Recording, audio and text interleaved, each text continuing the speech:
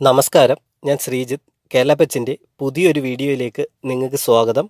കഴിഞ്ഞ വീഡിയോ പരിവേഷ് ആപ്പിൽ എങ്ങനെ രജിസ്റ്റർ ചെയ്യാം, നമ്മളുടെ പെറ്റ്സിനെ എങ്ങനെ അതിൽ ഡിക്ലെയർ ചെയ്യാൻ, സബ്മിറ്റ് ചെയ്യാം എന്നതിനെക്കുറിച്ചെല്ലാം ആയിരുന്നെങ്കിൽ ഇന്ന് ഈ വീഡിയോയിൽ പറയുന്നത് ഏതൊക്കെ പെറ്റ്സിനെയാണ് പരിവേഷ് ആപ്പിൽ രജിസ്റ്റർ ചെയ്യേണ്ടത് എന്നതിനെക്കുറിച്ചാണ്. അത് എങ്ങനെ നമുക്ക് ഐഡൻറ്റിഫൈ ചെയ്യാനൊക്കും. കേന്ദ്ര ഗവൺമെൻറ് പുറത്തുവിട്ടിരിക്കുന്ന ഒരു ഡോക്യുമെൻ്റ് ഉണ്ട്. അതിലുള്ള പെറ്റ്സിനെ നമ്മൾ വളർത്തുന്നുണ്ടെങ്കിൽ അതിനെ മാത്രം രജിസ്റ്റർ ചെയ്താൽ മതി. അതിനെ ഇപ്പം നമ്മൾ എങ്ങനെ മനസ്സിലാക്കാം എന്നതിനെക്കുറിച്ചെല്ലാം ഞാൻ ഈ വീഡിയോയിൽ പരാമർശിക്കുന്നുണ്ട്. ഇപ്പോൾ പരിവേഷ് ആപ്പ് എങ്ങനെ രജിസ്റ്റർ ചെയ്യാമെന്ന് നിങ്ങൾ മനസ്സിലാക്കി കാണും. ഈ ലോഗിൻ എന്ന് പറയുന്ന രജിസ്റ്ററിന് താഴെയുള്ള ലോഗിൻ എന്ന് പറയുന്ന ഓപ്ഷനിലാണ് സെലക്ട് ചെയ്ത് നമ്മൾ അതിനകത്ത് കയറിയാണ് നമ്മളുടെ കയ്യിലുള്ള പെറ്റ്സ് കേന്ദ്ര ഗവൺമെൻറ് പറഞ്ഞിട്ടുള്ളതാണെങ്കിൽ രജിസ്റ്റർ ചെയ്യേണ്ടത്. അപ്പം അതിന് മുന്നേ കേന്ദ്ര ഗവൺമെൻറ് ഒരു നോട്ടിഫിക്കേഷൻ പുറത്തിറക്കി. ആ നോട്ടിഫിക്കേഷനകത്ത് വ്യക്തമായിട്ട് പറഞ്ഞിട്ടുണ്ട് ഏതൊക്കെ പെറ്റ്സാണ് CITES എന്ന convention of international trade in endangered species എന്ന സ്ഥാപനം പുറത്തിറക്കിയിരിക്കുന്ന അവരുടെ ലിസ്റ്റിലുള്ള പെറ്റ്സിനെ മാത്രം നമ്മൾ വളർത്തുന്നുണ്ടെങ്കിൽ അവയെ ഇപ്പോൾ സബ്മിറ്റ് ചെയ്താൽ മതി. അപ്പം അതിൻ്റെ അവരൊരു 3 അപ്പൻഡിക്സ് വെച്ചിട്ടുണ്ട്. അതിൻ്റെ ഒരു 3 ശാഖകളായിട്ട് തിരിച്ചിട്ടാണ് ഈ പെറ്റ്സിനെ അവർ ലിസ്റ്റ് ചെയ്ത് കൊടുത്തിരിക്കുന്നത്.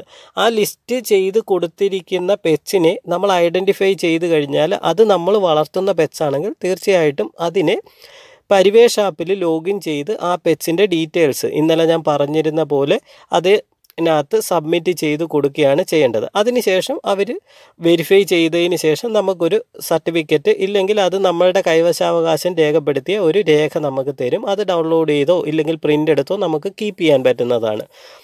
ഇപ്പോൾ ഇതിൽ കാണിക്കുന്നത് അവർ പുറത്തിറക്കിയ കേന്ദ്ര ഗവൺമെൻറ് പുറത്തിറക്കിയ ഒരു നോട്ടിഫിക്കേഷനാണ്. അതിനകത്ത് പറഞ്ഞിരിക്കുന്നത് എന്തൊക്കെ മാർഗനിർദ്ദേശങ്ങളാണ് കേന്ദ്ര ഗവൺമെൻറ് മുന്നോട്ട് വച്ചിരിക്കുന്നത് എന്നതിനെക്കുറിച്ചും CITESൻ്റെ അപ്പൻഡിക്സ് 1, 2, 3 വരുന്ന ബേഡ്സിനെയാണ് പ്രധാനമായിട്ടും ഇവർ രജിസ്റ്റർ ചെയ്യാൻ പറഞ്ഞിരിക്കുന്നതും എന്നതിനെക്കുറിച്ചാണ്. ഇപ്പോൾ പലർക്കും ഒരു സംശയമുണ്ട്, ഇപ്പം അതിനകത്ത് ഇല്ലാത്ത ഒരു പെറ്റ്സിനെ നിങ്ങൾ രജിസ്റ്റർ ചെയ്തു പോയാൽ എന്ത് പറ്റുമെന്നുള്ളത്. ഒന്നും പേടിക്കാനില്ല. രജിസ്റ്റർ ചെയ്തു പോയാൽ അവർ റിജക്റ്റ് ചെയ്യും, അത്രയേ ഉള്ളൂ. അവരുടെ ഒരു നീണ്ട ലിസ്റ്റ് തന്നെ ഉണ്ട്. ഏകദേശം 10-35,000 പുറത്ത് സ്പീഷീസ് വരുന്ന ഒരു ലിസ്റ്റ് തന്നെ ഉണ്ട്. അപ്പോൾ ആ ലിസ്റ്റ് എങ്ങനെ നമുക്ക് എടുക്കാം എന്നതാണ് ആദ്യം ഞാൻ കാണിച്ചു തരുന്നത്. CITESൻ്റെ വെബ്സൈറ്റ് നമ്മൾ ലോഗിൻ ചെയ്യുക, ഇല്ലെങ്കിൽ അത് സെർച്ച് ചെയ്തെടുക്കുകയോ ചെയ്യുക. അത് ലോഗിൻ ചെയ്യേണ്ട കാര്യമില്ല, സെർച്ച് ചെയ്തെടുക്കുമ്പോൾ ഇതാണ് അവരുടെ വെബ്സൈറ്റ്. അതിനകത്ത് രണ്ടാമത്തെ ഓപ്ഷൻ സെലക്ട് ചെയ്ത് കഴിഞ്ഞാൽ അതിനകത്ത് നമുക്ക് പെറ്റ്സിൻ്റെ ഒരു ലിസ്റ്റ് കിട്ടും. അതിൻ്റെ പെറ്റ്സ് CITESൻ്റെ സ്പീഷീസിൻ്റെ ഒരു ലിസ്റ്റ്. ആ ലിസ്റ്റ് സെലക്ട് ചെയ്ത് കഴിഞ്ഞാൽ അവർ ഡീറ്റെയിൽ ആയിട്ട് കൊടുത്തിട്ടുണ്ട്. ഇങ്ങനെ കുറേ സ്പീഷീസ് ഉണ്ട്, അതിൽ മാമൽസ് ഉണ്ട്, ബേഡ്സ് ഉണ്ട്, അങ്ങനെ പല പെറ്റ്സും ഉണ്ട്, പ്ലാന്റ്സിൻ്റെ ഉണ്ട്. അപ്പം അതിൻ്റെ താഴെ അപ്പൻഡിക്സ് അവർക്കുള്ള പെറ്റ്സിനെ റിലേറ്റഡ് ആയിട്ടുള്ള അതിൻ്റെ യഥാർത്ഥത്തിൽ അതിൻ്റെ ഒറിജിനൽ പേര് എന്നല്ല അവർ കൊടുത്തേക്കുന്നത്, സയൻറ്റിഫിക് നെയിം ആയിരിക്കും കൊടുത്തേക്കുന്നത്. അത് ഐഡൻറ്റിഫൈ ചെയ്യുക എന്ന് പറയുന്ന വലിയൊരു പണി തന്നെയാണ് നമുക്ക്. അപ്പം ഈ അപ്പൻഡിക്സ് എന്ന് പറയുന്ന ഓപ്ഷനെ ക്ലിക്ക് ചെയ്ത് കഴിഞ്ഞാൽ നമുക്കൊരു വലിയ പേജിലേക്ക് എത്തും. ആ പേജിൽ ഇതിൻ്റെ റൂൾസ് കാര്യങ്ങൾ ഇതെന്നോട്ടാണ് വാലിഡ് ആയിട്ടുള്ളത് എന്നതിനെക്കുറിച്ചും അതിൻ്റെ കുറച്ച് ഡീറ്റെയിൽസും താഴോട്ട് തന്നിരിക്കും. അത് വേണമെങ്കിൽ ഡൗൺലോഡ് ചെയ്യാം. റൈറ്റ് സൈഡിൽ ഒരു PDF ആയിട്ട് നിങ്ങൾക്ക് വേണമെങ്കിൽ ഡൗൺലോഡ് ചെയ്യാൻ പറ്റുന്ന രീതിയിലാണ് അത് കിടക്കുന്നത്. അത് PDF ഡൗൺലോഡ് ചെയ്യാൻ പറ്റും.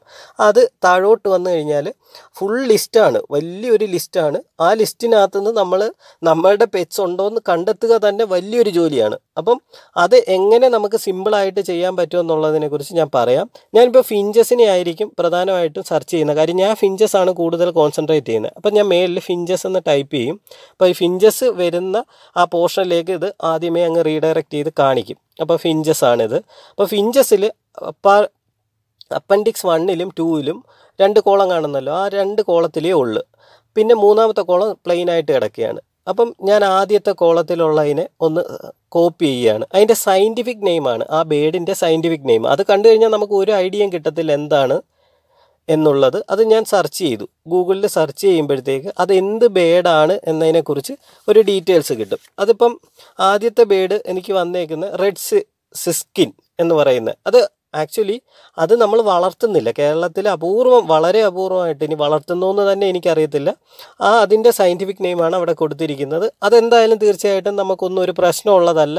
സാധാരണ ആരും അത് വളർത്തുന്നതല്ല. ആരെങ്കിലും വളർത്തുന്നുണ്ടെങ്കിൽ അവർ രജിസ്റ്റർ ചെയ്യുക.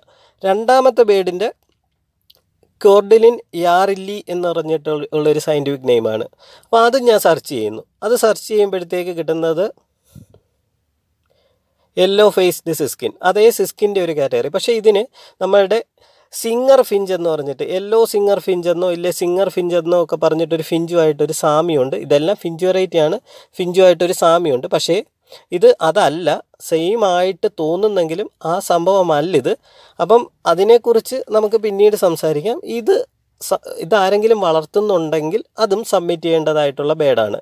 ഇങ്ങനെ ഓരോ ബേഡിനെയും നമ്മൾ ഫൈൻഡ് ഔട്ട് ചെയ്യണം. അപ്പം ഞാൻ ഈ ഫിഞ്ച് നോക്കിയപ്പോൾ ഇതിൻ്റെ മുകളിൽ ഒരു വാക്സ് ബില്ല് എന്ന് പറഞ്ഞിട്ടുള്ള ഒരു കാറ്റഗറിയും കൂടെ കിടക്കുന്നു. അപ്പം വാക്സ് ബില്ല് പലരും നമ്മൾ വളർത്തുന്നുണ്ട്. ഫിഞ്ചിൻ്റെ പലതിന് മ്യൂട്ടേഷൻസാണ് വാക്സ് ബില്ലിൽ വരുന്നത്. അപ്പോൾ അതിൻ്റെ ഫസ്റ്റ് അപ്പൻഡിക്സിൽ ഒന്നുമില്ല. രണ്ടാമത്തതിൽ ഒരു 3 എണ്ണം കിടക്കുന്നു. മൂന്നാമത്തതിലും കോളം സ്പേസ് ആയിട്ട് കിടക്കുകയാണ്. അപ്പം ഞാൻ ഈ ആദ്യത്തതിൻ്റെ ഒരെണ്ണം സെലക്ട് ചെയ്തു.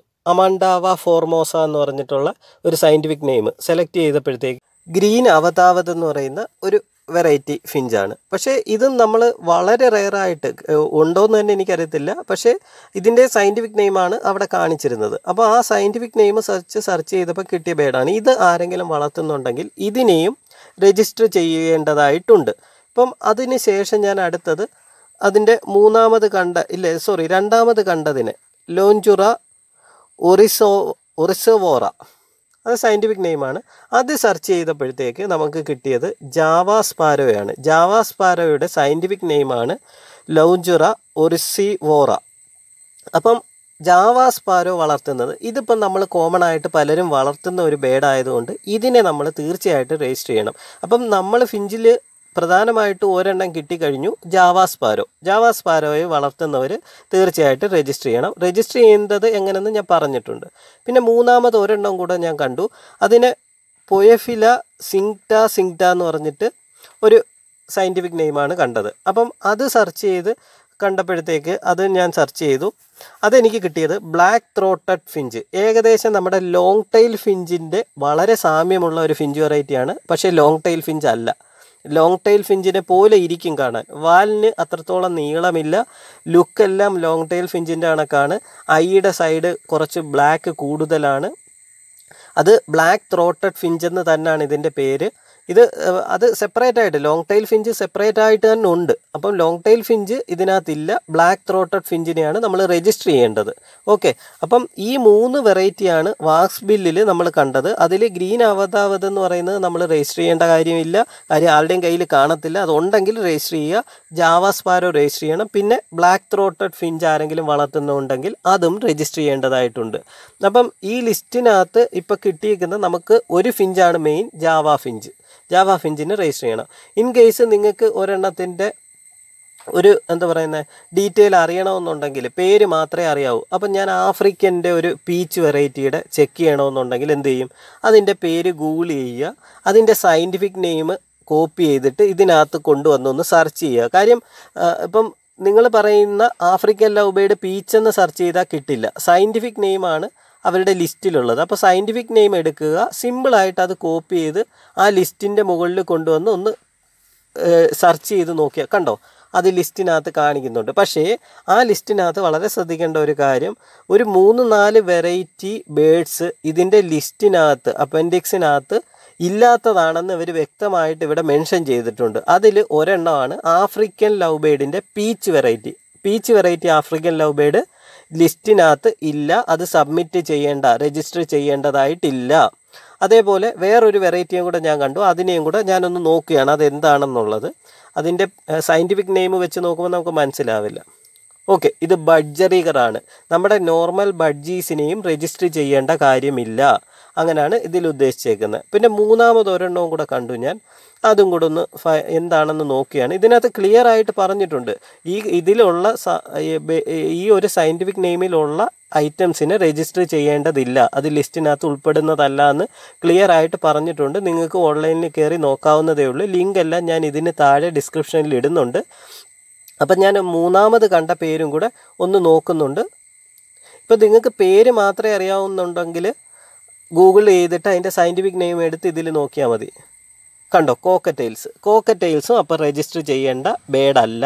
കോക്കറ്റെയിൽസിൻ്റെ സയൻറ്റിഫിക് നെയിമാണ് അതിൽ കാണിച്ചത്. പിന്നെ ഒരു വെറൈറ്റിയുടെയും കൂടെ അതിൽ കാണിക്കുന്നുണ്ട്, നമ്മുടെ റിംഗ് നെക്ക് പാരറ്റിൻ്റെത്. പക്ഷേ ഇല്ലീഗലാണ്, ഇന്ത്യയിൽ വളർത്തിക്കൂടാത്ത ഒരു വെറൈറ്റിയാണ്. അത് അവർ സയൻറ്റിഫിക്കലി അത് ഇട്ടേക്കുന്നതേ ഉള്ളൂ, പക്ഷേ അത് ഇന്ത്യയിൽ വളർത്തിക്കൂടാ, അത് ഇല്ലീഗലായിട്ടുള്ള ബേഡാണ്. ഇന്ത്യയിൽ വളർത്താൻ നിയമവിരുദ്ധമായിട്ടുള്ള ബേഡാണ്. ഓക്കെ, ഇങ്ങനെയാണ് പല ബേഡ്സിനെയും നമുക്ക് ഐഡൻറ്റിഫൈ ചെയ്യാൻ പറ്റുന്നത്. ഇൻ കേസ് ആർക്കെങ്കിലും അപ്പൻഡിക്സിൻ്റെ ഒരു PDF വേണമെന്നുണ്ടെങ്കിലോ ഇല്ലേ ഡീറ്റെയിൽസ് വേണമെന്നുണ്ടെങ്കിലോ എൻ്റെ അടുത്ത് ചോദിച്ചാൽ മതി. ഞാൻ വാട്സപ്പ് മെസ്സേജ് ആയിട്ടോ എങ്ങനെ വേണമെങ്കിലും അയച്ചു തരാം. ഇത് ഡീറ്റെയിൽ ആയിട്ട് ഇതിൻ്റെ ഒരു PDFൻ്റെ ലിങ്കുകൾ നെറ്റിനകത്തുണ്ട്, നിങ്ങൾക്ക് തന്നെ ഡൗൺലോഡ് ചെയ്യാവുന്നതേ ഉള്ളൂ. പിന്നെ ഓരോ ബേഡ്സിൻ്റെയും സയൻറ്റിഫിക് നെയിം ആയിരിക്കും കൊടുത്തിരിക്കുന്നത്. അതിൻ്റെ ഒരു പ്രോബ്ലം ഉണ്ട്, നമുക്ക് ഐഡൻറ്റിഫൈ ചെയ്യാൻ പിന്നെ ഗൂഗിൾ ചെയ്ത് നോക്കേണ്ടതായിട്ട് വരും അതാണോ എന്നുള്ളത്. പിന്നെ ഈ ലിസ്റ്റിനകത്ത് നോക്കിക്കഴിഞ്ഞാൽ എല്ലാ ഡീറ്റെയിൽസും ഉണ്ട്. ഇനിയിപ്പോൾ കോക്കറ്റൂസ് ഉണ്ട്, ലോറിക്കീറ്റ്സ് ഉണ്ട്, കോണിയൂർസ് ഉണ്ട്, ആമസോൺസ് ഉണ്ട്, ഇങ്ങനെ പലതും ഉണ്ട്. ഞാനിപ്പോൾ ഒരു കോക്കറ്റൂസിൻ്റെ കണ്ടു, കോക്കറ്റൂസിൻ്റെ പല സബ് ഡിവിഷൻസ് കണ്ടു. അത് അപ്പൻഡിക്സ് 1 ആണ് ഫസ്റ്റ് കോളം കിടക്കുന്നത്. ആ ഫസ്റ്റ് കോളത്തിലുള്ള ഒരെണ്ണത്തിനെ ഞാൻ സെർച്ച് ചെയ്യുമ്പോൾ ഏത് കോക്കറ്റു ആണെന്നുള്ളതിൻ്റെ ഡീറ്റെയിൽസ് നിങ്ങൾക്ക് കിട്ടും. താനിബാർ കോറല്ല കോക്കറ്റു എന്ന് പറഞ്ഞിട്ടുള്ള ഒരു വെറൈറ്റിയാണ്. അപ്പോൾ അതിൻ്റെ സയൻറ്റിഫിക് നെയിം ആയിരിക്കും നമുക്ക് കിട്ടുന്നത്. ഇതേ കണക്ക് ഗൂഗിൾ ചെയ്ത് നോക്കുക. അപ്പോൾ അത് കഴിഞ്ഞിട്ട് ഞാൻ ഒരു ലോറി കിറ്റ്സ്, അതിൻ്റെ താഴെ ലോറി കിറ്റ്സ് ആണ് കിടക്കുന്നത്, അത് ലോറി കിറ്റ്സിൻ്റെ അടുത്ത് നോക്കി. അപ്പോഴും കണ്ടോ, റെഡ് ആൻഡ് ബ്ലൂ ലോറി, അതിനെ രജിസ്റ്റർ ചെയ്യേണ്ടതായിട്ടുണ്ട്. ആ ലിസ്റ്റിലുള്ളതിനെ നമ്മൾ രജിസ്റ്റർ ചെയ്യണം നമ്മൾ വളർത്തുന്നുണ്ടെങ്കിൽ. ഇല്ലെങ്കിൽ നിങ്ങൾ അതിനെക്കുറിച്ച് ബോധർ ചെയ്യേ വേണ്ട. ഈ ലിസ്റ്റിലില്ലാത്തതിനെ രജിസ്റ്റർ ചെയ്യാനേ പറഞ്ഞിട്ടില്ല. അപ്പോൾ പലർക്കും സീബ്ര ഫിഞ്ചസ് വരുമോ, വൈറ്റ് ഫിഞ്ചസ് വരുമോ? വൈറ്റ് സീബ്ര ഫിഞ്ചസും നോർമൽ ഫിഞ്ചസുകൾ വേറെ ഒരു ഫിഞ്ചസും രജിസ്റ്റർ ചെയ്യേണ്ട. ഈ ലിസ്റ്റിൽ കാണിച്ച നമുക്കിപ്പോൾ ജാവ ഫിഞ്ചസ് മാത്രമേ ഉള്ളൂ. മറ്റേതെങ്കിലും യെല്ലോ ഫേസ്ഡ് സിസ്കിനോ റെഡ് സിസ്കിനോ ഗ്രീൻ അവതാവതോ ബ്ലൂ ത്രോട്ടഡ് ഫിഞ്ചോ എങ്ങാനും ആരെങ്കിലും വളർത്തുന്നുണ്ടെങ്കിൽ അവർ രജിസ്റ്റർ ചെയ്യണം. അല്ലാത്തവർ ഇതിനെക്കുറിച്ച് ടെൻഷൻ അടിക്കുകയേ വേണ്ട. നിങ്ങളത് അഡീഷണൽ ഇപ്പം എൻ്റെ കയ്യിലുണ്ട് എന്ന് വിചാരിച്ച് ഓടിപ്പോയി രജിസ്റ്റർ ചെയ്യേണ്ട കാര്യമൊന്നുമില്ല. ഇതിനകത്ത് ലിസ്റ്റിലില്ലയോ രജിസ്റ്റർ ചെയ്യേണ്ട, അതിനെക്കുറിച്ച് ടെൻഷൻ അടിക്കുകയേ വേണ്ട. ഈ ലിസ്റ്റിലുള്ള ജാവ ഫിഞ്ചസ് വളർത്തുന്നവർ ഒന്ന് രജിസ്റ്റർ ചെയ്തേക്കുക. രജിസ്റ്റർ ചെയ്യുന്നതിനും നിങ്ങൾക്ക് ഒരു ടെൻഷനും വേണ്ട. ഞാൻ ഇതിന് മുന്നത്തെ വീഡിയോയുടെ ലിങ്ക് ഇതിൻ്റെ മുകളിൽ കൊടുത്തേക്കാം, ID സെറ്റ് ഡിസ്ക്രിപ്ഷനിൽ കൊടുത്തേക്കാം. നിങ്ങൾക്ക് എന്തെങ്കിലും ഒരു ഡൗട്ട് ഉണ്ടെങ്കിൽ അതൊന്ന് വെരിഫൈ ചെയ്തേക്കുക, എന്നിട്ട് രജിസ്റ്റർ ചെയ്തേക്കുക. വളരെ സിമ്പിളായിട്ട് ചെയ്യാവുന്നതേ ഉള്ളൂ, വേറെ ഒരു ടെൻഷനും അടിക്കേണ്ട. വളരെ സിമ്പിളായിട്ടുള്ള കാര്യമാണ്. നമ്മളുടെ കയ്യിലുള്ള പെറ്റ്സിനെ നമ്മൾ രജിസ്റ്റർ ചെയ്യുന്നതിന് എന്തിനു പേടിക്കണം? അതിന് ഫ്യൂച്ചറിൽ എന്തെങ്കിലും ഒരു ബുദ്ധിമുട്ട് വരുമോ എന്നുള്ളത് പിന്നീടുള്ള കാര്യമല്ലേ. ആ സമയത്ത് നമുക്കതിനെക്കുറിച്ച് ആലോചിക്കാം. എത്രയോ പേര് വളർത്തുന്നു.